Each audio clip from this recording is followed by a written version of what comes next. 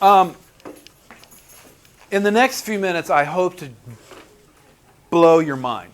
Okay.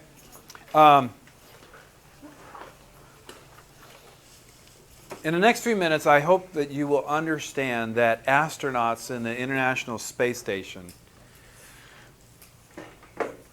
are not truly weightless. They are experiencing weightlessness, but they are still under the effects of gravity. Exactly, that's what we're going to talk about. The International Space Station is really not that high.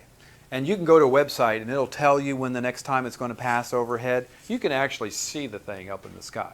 It's only like 100 miles or 100 kilometers up in the sky. And you can see it when the sun reflects off of it. It's going over. It's pretty cool. But they're so close to the Earth that they have to be under Earth's effect of gravitational effects, right? But that's precisely why it stays in orbit. So let me show you how that works. So say here's planet Earth. And we wanted to do this grand experiment where we had a cannon, and we're going to shoot the cannon, and we're going to see how far it'll go, right? So we pack some gunpowder in there, and we shoot a cannonball, and here comes the cannonball. It comes out of the cannon, bonk, and it lands about right there, right? Okay. So he says, okay, that we want to see if we can do a little bit better than that. So now we're going to pack a little more powder in the cannon, and we're going to shoot the cannonball, and it goes out a little bit further, but it still falls short of our objective, and it lands, somewhere over here, right? We're like, okay, that wasn't quite good enough, right? So now we're going to put a whole bunch of powder in there, and we're going to shoot it, and here goes the cannonball. Boom! Wow, it made it a long way, didn't it? But not long enough to get into orbit, right? Not long enough to get into orbit. If we packed enough gunpowder in there to get this cannonball to go like this, it would keep going around the Earth. All we had to do, well, theoretically forever, all we had to do was just to get it to go the right speed when it left the cannon. With a little bit of powder, we got it to go, like a Nerf bullet, right? And then with a little bit more powder, then we got it to go like a 22 rifle, Then like a 9mm. Now we're like a sniper rifle, right? And if you shoot it at the right angle and at the right speed, it will go, and it's not that it's not falling, right?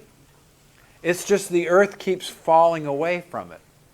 The Earth is falling away from the object at the same rate that the object is falling towards the Earth.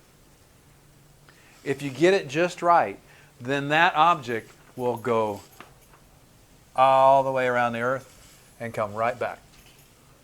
And that's what being in orbit is. Now then, what you experience when you fall, and some of you have probably gone to an amusement park where they have some ride that lifts you up and then they drop the bottom out, right?